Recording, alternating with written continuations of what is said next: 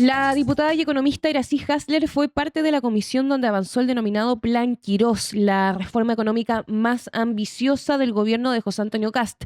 La discusión estuvo marcada por fuertes tensiones políticas, divisiones en Chile Vamos y también por un duro cruce por el ministro de Hacienda, Jorge Quirós. Y hoy lo conversamos con la diputada Iracy Hasler desde el Congreso. Diputada, bienvenida, ¿cómo está? ¿Cómo está, diputada? Hola, muy buenos días, Geraldine, Nicolás, gusto saludarles y también a quienes nos acompañan en esta jornada tan importante y tan compleja a propósito del proyecto que ha presentado el gobierno, que lamentablemente beneficia solo a un sector más acomodado de nuestro país. Y justamente sobre este proyecto, diputada, el ministro la trató de ignorante en plena comisión. ¿Qué razones consideró el ministro para atacarle y cuál es su interpretación también de esta situación vivida? Es impresentable que el ministro trate a diputados y diputadas de ignorantes, que tenga tiempo para aquello y no para responder las observaciones técnicas que se han señalado.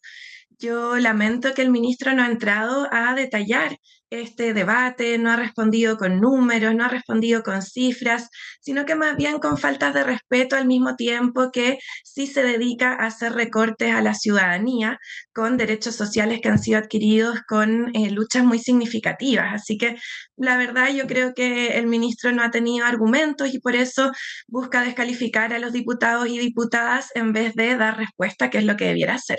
Claro, porque por una cosa es defender un proyecto con convicción y otra distinta es descalificar a quienes lo cuestionan, especialmente cuando usted además es economista.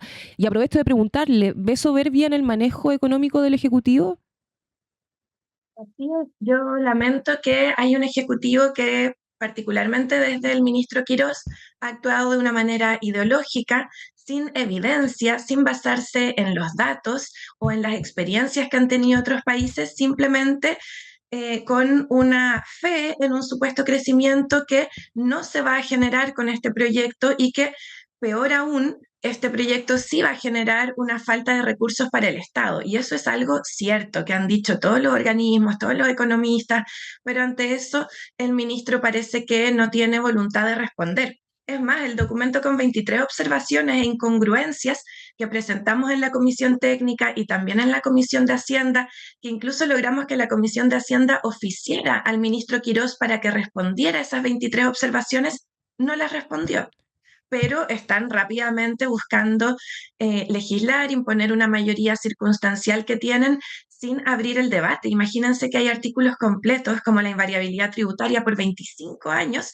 que ni siquiera se abrió la palabra, es decir, no se permitió debate, se cerró la discusión. Entonces yo lo que veo es que hay una reforma que cada minuto que pasa hay más personas que la critican, que ponemos argumentos sobre la mesa y ante eso vemos un ejecutivo que no quiere escuchar, que quiere avanzar rápidamente para que no se desarme esta reforma que en la misma derecha ya hay varios que se dan cuenta que sería muy negativa para el país. Claro, porque escuchamos que el gobierno insiste en que se está destrabando la economía y modernizando el Estado, pero cuando uno escucha a municipios, gremios médicos o trabajadores aparece mucho temor a los recortes. ¿Dónde cree que se está rompiendo el vínculo entre esta macroeconomía y la experiencia cotidiana de los ciudadanos?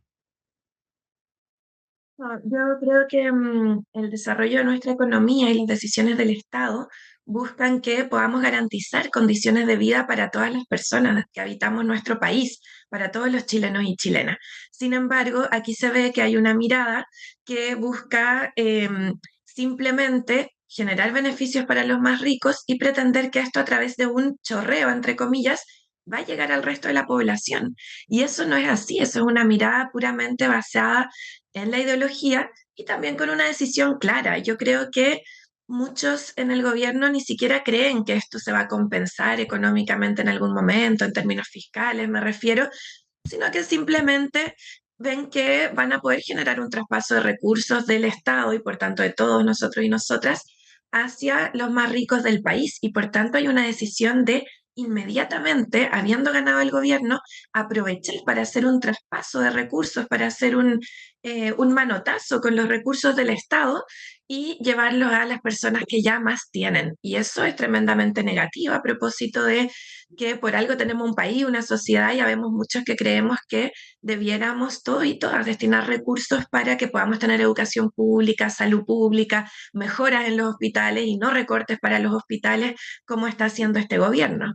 Y hay que reconocer que quizás este proyecto probablemente tiene los votos para avanzar y seguir avanzando. ¿Cuál es el artículo o cambio que más le preocupa que podría tener efectos reales en la vida cotidiana? Un paso muy grande de recursos hacia los sectores más ricos y el desfinanciamiento que esto genera en el Estado. Por tanto, la baja del impuesto corporativo de 27% a 23% sin compensación y además con la reintegración del sistema. ¿Esto qué significa? Que los dueños de las empresas pueden descontar todos los impuestos que pagan las empresas de los impuestos que tenían que pagar como personas, de sus impuestos personales. Entonces, este conjunto de elementos, es decir, menos impuestos por parte de las empresas, menos impuestos por parte de las personas que son dueñas de las empresas y sin mecanismos de compensación, lo que hace es una reducción muy grande, más de 4.000 millones de dólares si sumamos además el crédito tributario y por tanto más de 4.000 millones de dólares que deja de tener el Estado para financiar derechos sociales. Y por tanto ahí yo creo que están los artículos más complejos, que son el corazón, podríamos decir, si es que tuviera corazón esta reforma, más bien el centro de la reforma, es este traspaso de recursos. Ahora, junto con ello hay otras medidas que también son negativas, la invariabilidad que amarra 6 gobiernos sin que se pueda cambiar el impuesto que tienen ciertas inversiones, me parece que también es grave. O perder la mitad de los impuestos que corresponden por herencia a propósito de esta reducción que se haría.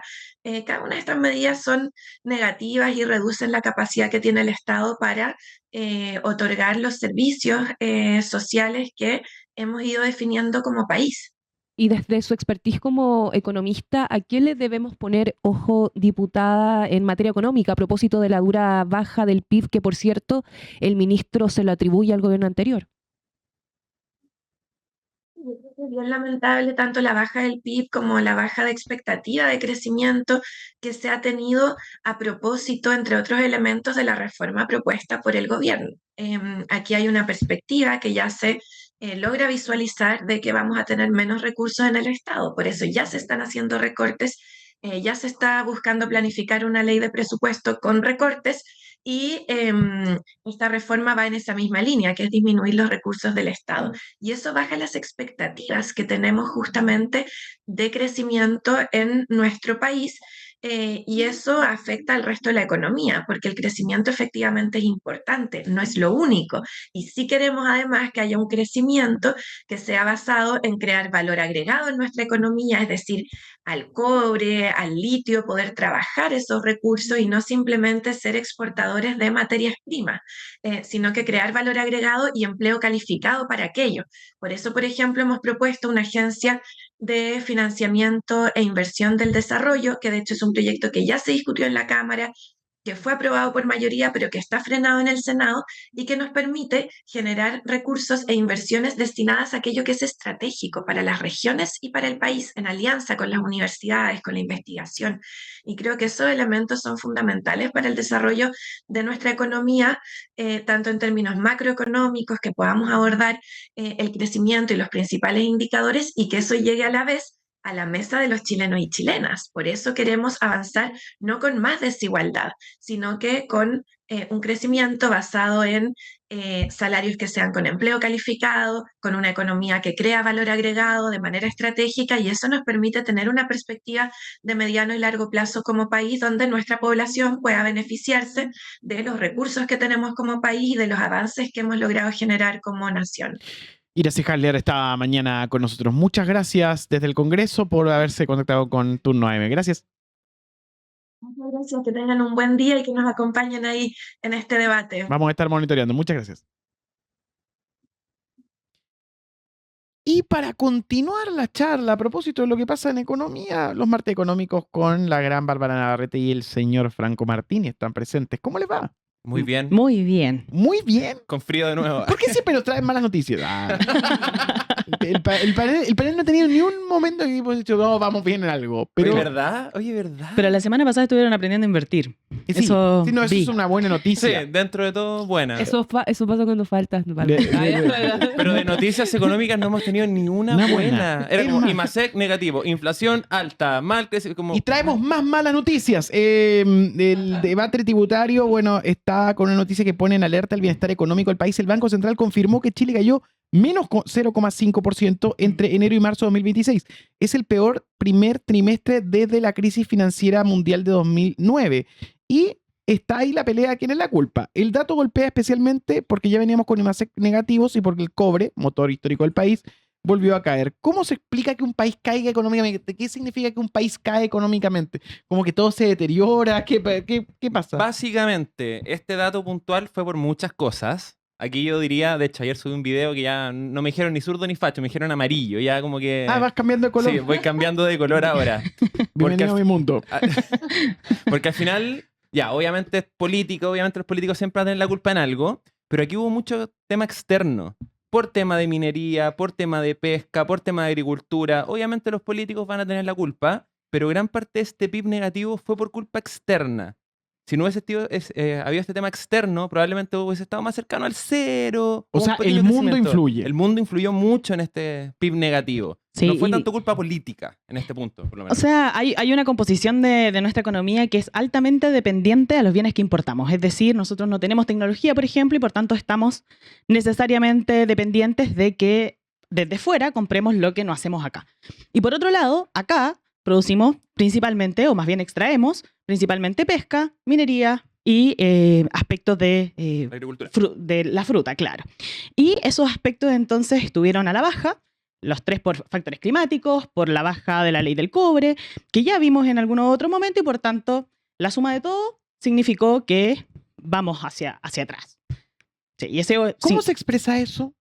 Como voy caminando por la calle y ¿qué pasa en mi calle? Que digo, las cosas... Es bien interesante porque además, bueno, en esto la expresión es medio confusa porque por un lado hay un componente de demanda interna que aumentó. Y eso implica que las personas, los hogares están consumiendo y lo que está pasando dentro, bueno, se mueve. Sin embargo, vamos a ver muy probablemente aspectos más bien contractivos en términos de los aspectos de exportación e importación que de buenas a primero tan rápidamente no se sienten en el bolsillo de las personas, pero sí se complementa con otros factores como el aumento de la inflación, por ejemplo, El desempleo. el desempleo, por ejemplo, y bueno, ya todo lo que estamos viendo en aspectos de recortes que van a significar entonces más deterioros en la calidad de vida de las personas. ¿Y qué diferencia hay entre una crisis o desaceleración? ¿Cuándo decimos, es crisis? Cuando es crisis es cuando esto que estamos viendo ahora se va a repetir otros trimestres. Recién estamos viendo como si fuese una crisis, esto lo vamos a repetir otro trimestre, y si me pregunta a mí, el trimestre que viene igual podría verse malo. Porque O sea, ahora ¿tú dices que vamos camino a una crisis? no sé si cambió una crisis, pero por ejemplo el MEPCO, que estaba viendo en redes sociales que decían, no, esta caída fue culpa del MEPCO, el MEPCO fue la última semana de marzo. Los efectos del MEPCO en temas Claro. de como crecimiento o golpe en la economía se va a ver en abril recién. Aquí el MEPCO no tuvo nada que ver. Aquí Veníamos con problemas. ya veníamos con problemas enero y febrero, ya venía cayendo la economía. Marzo al final fue continuar enero y febrero. Lo que sí marzo podría haber caído la economía fue porque Kast al final llegó con un tono más de estamos en emergencia, está todo complicado, pero aún así Él prendió él prendió fuego. como el fuego, pero a Qué mí aún así me estúpido. sorprende Perdón, pero me parece como que no ¿Qué? autoinfligimos una crisis. que ese es el problema, porque al final llegó con el tono de emergencia, siendo que no había emergencia, una crisis que no había, como que llegó en un tono muy como así caótico, siendo que no estaba tan, no había una cagada grande, había una economía cayendo un poquito, pero no venía una crisis, y ese para mí es un problema que puede agravar más, más que agravar más, agravar algo que no había. Pero, algo que lo que dice Bárbara, la demanda interna sigue bien. La gente está consumiendo, está gastando, que eso es bueno. Las empresas siguen invirtiendo, porque acá en la formación de capital bruto, como siguen invirtiendo las empresas, sigue consumiendo la gente. Hoy día como lo que vemos es, bajan las exportaciones, hay problema con minería, pesca y agricultura. Pero el consumo y las empresas siguen como bien. El problema es como más puntual de afuera. Hay que ver cómo sigue el segundo trimestre, que yo veo que podría ser más interno por todos los dichos del gobierno actual. Claro, entonces se empieza a sentir y ahí hay un tema que es la pelea por el mal momento económico, que es detrás del Producto Interno Bruto. Ahí se van a tirar palos de todos lados. Recordemos a la gente directamente qué es el Producto Interno Bruto. Bueno, el Producto Interno Bruto es lo que está, bueno, lo que produce la economía y que no necesariamente tiene dependencia o más bien como propiedad nacional, sino lo que se reporta en Chile. ¿Ya? Lo que se tributa y que finalmente da cuenta de cuál es el como grueso o nuestro bolsón más bien económico. Ya. Y ahí, Sí. ahí el mal dato económico abre la guerra de interpretaciones. El gobierno de Kast y el ministro Jorge Giros dicen que este escenario es consecuencia del país de que recibieron, con bajo crecimiento, caída de inversión, deterioro fiscal, permisología según ellos, y un modelo estancado durante el último año, pero la oposición dice que ya pasó más de un mes de gobierno, que las señales económicas del Ejecutivo generan incertidumbre, que es lo que estábamos hablando, esto Sí, para mí de... es parte de ambos. Al final, Y que la rebaja tributaria... Sí, un al poquito- final tú eres muy amarillo, pero sí, está... No, no, desde no, ese lado pero- un poquito amarillo. ya, pero sinceramente, ¿creen que acá hay una culpa general o hay culpa? ¿Se puede controlar todo esto? Yo creo que no, es bien difícil atocharle este resultado a un gobierno en particular, ya sea de Gabriel Boric o incluso el inicio de este gobierno. Sin duda que hay componentes de expectativas que afectan y que tienen que ver con el discurso de una crisis autoimpuesta. Pero existe una problemática de matriz de nuestro sistema económico que significa entonces esta alta dependencia a la volatilidad mundial, al Dependemos nivel de demasiado del precios. cobre, dependemos demasiado de todo afuera. Y a los aspectos climáticos, por ejemplo, que van a afectar derechamente entonces nuestra producción y por tanto va a golpear el bolsillo del país. Ello tiene más que un aspecto circunstancial, insisto, tiene que ver con una matriz de cómo hacemos la economía y lamentablemente en el proyecto de reconstrucción nacional se reitera la misma receta, que es precisamente que a través de incentivos que van a hacer que el mercado se mueva entonces con buena disposición y buena voluntad y buen olfato, nos va a permitir entonces que Chile crezca y por tanto entonces salgamos de esta dinámica que es persistente hace más de 10 años. Por lo tanto, hay una situación que se arrastra y que si genuinamente le preocupa al ministro Quirós o al biministro Daniel Mas que la economía está estancada, les invito entonces a que revisen el Plan de Reconstrucción Nacional e incorporen alguna medida de fomento productivo. No existe ninguna medida en este Plan de Reconstrucción Nacional que busque fomentar la producción nacional ni agregar valor, ni la tener más bien reinversión, ¿no? valor Ni la agregado, reinversión, ese es el ni tema. generar fomento productivo, entonces vamos a seguir dependiendo de el vaivén del mercado. Y una de esas medidas que no se logró aprobar y que de hecho está en segundo trámite del Senado del periodo anterior es la Agencia para Financiar el Desarrollo, la FIDE, que no requiere mayores recursos, sino redistribuir lo que ya maneja Corfo. Ahí hay una política que genuinamente le invito entonces a ambos ministros que la incorporen en el debate, si es que efectivamente nos preocupa cómo está constituida nuestra matriz productiva y si queremos tener perspectiva de mediano y largo plazo de crecimiento para el país. Otra noticia a la que le hemos puesto ojo es el fin al pago mínimo de tarjetas de crédito. La Comisión del Mercado Financiero cambiará eso desde junio. Ahora el pago mínimo deberá incluir parte real de la deuda. O sea, el resultado es que las cuotas mínimas subirán. Franco, Bárbara, ¿esto ayuda financieramente a las personas o las complica más en el corto plazo? Siempre que el pago mínimo aumente es bueno para la gente en general, porque a largo plazo van a terminar pagando menos intereses. Porque al final, a mí me pasa que mucha gente me dice, Franco, pago el pago mínimo hace un año, pero mi deuda no baja, y es porque mucha gente no entiende que el pago mínimo no es pagar deuda real o no es pagar en gran parte deuda real. El pago mínimo hoy día se compone básicamente de gasto de administración, intereses de la deuda acumulada, algunas comisiones que te cobran por ahí, algunos seguros, pero deuda real no hay. Por ejemplo, alguien debe 1 millón de pesos y el pago mínimo son 50 lucas. De deuda real pueden ser 5 o 10 lucas. Y esas otras 40 son puros gastos, comisiones. Es decir, de las 50 que uno está pagando son 5 o 10 lucas de deuda real que va bajando. Y uno en promedio se calcula que uno se puede demorar 15 años en pagar la deuda si uno está a puros pagos mínimos. Y lo que hace esta ley es que esos 15 años bajen más o menos a 5. ¿Ayudan algo? Sí. Obviamente ninguna ley es perfecta.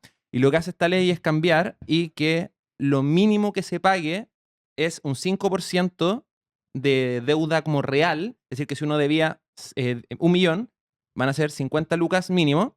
Y semestre a semestre se va a ir agregando un 25% de las cuotas sin interés. Esto puede ser un golpe fuerte para la gente que está acostumbrada a pagar el pago mínimo, porque si compra puras cuotas sin interés y está acostumbrada a pagar el pago mínimo, puede que de un momento a otro, de que sean 50 lucas el pago mínimo, si debían 1 millón, pase a 250 lucas el primer semestre. y después el segundo sean ¿Y 500 lucas. por qué empezó esta política? Porque quieren que paguen. Más que quieren Siempre. que paguen, es porque la gente está pagando demasiados intereses. Demasiados. Una Y- deuda de 1 millón se traduce a 3 millones de intereses. Y lo que quieren es, bueno, la política nace porque quieren que paguen menos intereses, pero si uno analiza más allá, esto podría transformar, en vez de pagar muchos intereses, gente morosa y gente en DIGOM. Si uno obviamente analiza mucho más allá. Pero, ¿es buena política pensando en menos intereses? Sí, pero ¿es política mala pensando en que mucha gente podría quedar morosa y en DIGOM? Sí. ¿Podría ser pagar menos y no ser tan drástico el cambio? Sí. Ya está hecho, ya está aprobado, esto ya está aprobado hace como 2 años, pero Claro, esto yo diría que se combina con un componente de educación financiera necesaria que tenemos que tener desde la formación de los colegios en adelante, y además de la fuerte dependencia que tiene el consumo de los hogares del crédito. Porque distinto es que exista entonces acceso al crédito para comprarse una vivienda a tener que pagar con tarjeta la benzina o el pan. Y ahí hay un componente de dificultad que hay que mirar y que probablemente esta política, sin lugar a dudas, tiene esta idea de, bueno, hagamos que entonces por vía de la norma nos obligue a pagar más y que no se estire una deuda que estoy adquiriendo de corto plazo y que termine siendo un peso importante para el bolsillo de las familias. Pero vamos a ver entonces cómo está compuesta la deuda de los hogares. Y ahí hay una dificultad que sin lugar a dudas este escenario de contracción, este escenario de alza en el costo de la vida, de recortes, de dificultades, de mucha incertidumbre, porque en las familias pasa lo mismo que le pasa a los alcaldes. Bueno, no sabemos qué va a pasar. Todos los días nos enteramos de algo nuevo, de un potencial recorte y una potencial nueva dificultad económica. Significa entonces que se va deteriorando una y otra vez la vida y el bolsillo de las personas a costa entonces de poder sostenerla con una tarjeta de crédito. ¿Y qué consejo financiero básico le darías, Bárbara Franco, a cualquier persona que debería entender hoy sobre esta nueva política? ordenarse, porque al final, literal, la gente que estaba pagando el pago mínimo hoy día va a estar contra el tiempo. Esto parte el 1 de junio con el 25% y cada 6 meses va a ir subiendo un 25%. Ordenarse. Y ya, si hay alguien muy complicado con tarjeta de crédito y quiere ordenarse, la mejor forma de ordenarse y pagar menos intereses es un crédito de consumo, por si acaso. La tarjeta de crédito hoy día en promedio están cobrando un 3% mensual de interés. Un crédito de consumo, si uno negocia bien, le pueden cobrar un 1, un 1,2, 1,3 mensual.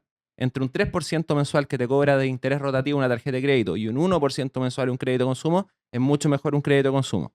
Pagar toda la tarjeta de crédito con un crédito de consumo, ordenarse, una cuota mensual razonable y cerrar la tarjeta de crédito. Al final, matar la tarjeta de crédito va a dejar de ocuparla porque ya saben que se desordenan y seguir ocupando débito.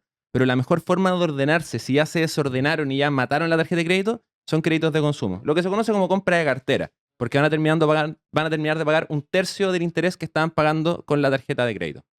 En vivo nuestros expertos han clarificado nuestro escenario. Así que nada, les queremos agradecer por haber estado esta mañana con nosotros. ¿Y algún apunte? Porque, oye, esto está interesante. ¿Vieron el tema de los arriendos? Sí, que el 80%, algo así decía, ¿no? Sí, 80%. Dice Oye, que ya eso- nadie va a ser propietario. Oye, pero esto es una cosa muy común en Europa. Ujú. Nos estamos convirtiendo al final en lo que está pasando en todo el mundo, que las propiedades suben. Nunca paran de subir. Y nunca paran de subir y todos se convierten en arrendatarios. Claro. Y al por final- otro lado, No, por otro tranquilo. lado llega el gobierno con este mecanismo de reducción o detención más bien del IVA que busca entonces, al parecer, darle un salvataje a las inmobiliarias que saben que no van a traspasar ese menor costo a las familias directamente, que quieran comprar. Están todos estos efectos nocivos entre medio y seguimos entonces con un mercado inmobiliario desregulado con costos o más bien precios elevadísimos que no se condicen en absoluto con las posibilidades que tiene una familia con el salario que ganan de poder ahorrar un pie y de por tanto adquirir una vivienda propia. Eso es sin lugar a dudas un terrible problema y que es parte de un desafío habitacional que, bueno, inicia o se formaliza con la emergencia habitacional durante el periodo del gobierno anterior, pero que sin lugar a dudas hay que revisar, sobre todo políticas que busquen regular el precio de los arriendos. Hay mecanismos públicos que facilitan o ayudan más bien a las familias a arrendar, como el subsidio de arriendo, pero que tiene principalmente una focalización en personas mayores con algunos llamados especiales y familias, sin lugar a dudas, pero hay un componente importante que queda desprovisto de política pública, que son las familias jóvenes. Inicialmente, no sé si recuerdan, pero el subsidio de arriendo estaba focalizado para familias jóvenes porque se llamaba Chao Suegra, el comercial que daban en la televisión para promocionar este subsidio. Y después se traslada esa focalización a llamados de la familia y adultos mayores porque hay una necesidad transversal de la sociedad de tener vivienda. Es asegurar entonces un techo que nos permita además tener otros bienes y servicios en el entorno, parques, locomoción, hospitales, escuelas. Y todo eso requiere ¿de qué? De un mejor estado y gasto social. Después fue para la suegra. De Chao Suegra era para la suegra el arriendo después, parece. Claro, ahí va a tener. La imagen. Oye, muchas gracias a los dos por esta conversación esta mañana de economía y otros menesteres. ¿Alguna punta o algo que hay que estar atento esta semana? El voto del Plan de Reconstrucción Nacional, hoy día y mañana, está hasta que se termine por aprobar o despachar más bien en la Como Cámara. hasta las 5 de la mañana. Y algo así pretende hacer el gobierno, ya lo decía la diputada Iracy Hasler, con una baja intención de debatir, de mostrar evidencia y respaldarse de datos, sino más bien de un ímpetu de que el mercado vuelva y siga buscando resolver los problemas de Chile. Y bueno, esperemos que esto efectivamente tenga más espacio en el Senado, pero hay que estar muy alertas de lo que pase hoy día y mañana.